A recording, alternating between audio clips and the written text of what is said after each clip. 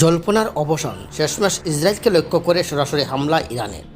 সম্প্রতি সিরিয়ার রাজধানী ইরানি কনসুলেটে হামলা জবাবে রবিবার গভীর রাতে সরাসরি ইসরায়েলের ওপর এই হামলা শুরু করে তেহরান।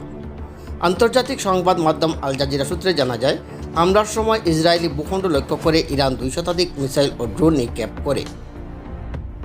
এদিকে ইরানের নজিরবিহীন হামলার বিষয়ে দেওয়া আপডেট ইসরায়েলি সামরিক বাহিনী একথা জানিয়েছে। রবিবার এই তথ্য জানিয়েছে সংবাদ মাধ্যম আল জাজিরা।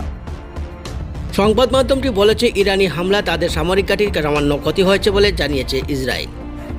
ইসরায়েলি সামরিক বাহিনীর মুখপাত্র ডানিয়েল হাগারি বলেছেন, ইরান ইসরায়েলে 200টির বেশি ক্ষেপণাস্ত্র নিক্ষেপ করেছে এবং তাদের সংখ্যাগরিষ্ঠ অংশই আকাশ প্রতিরক্ষা ব্যবস্থা এবং অংশীদারের সহায়তায় আটকে দেওয়া হয়েছে।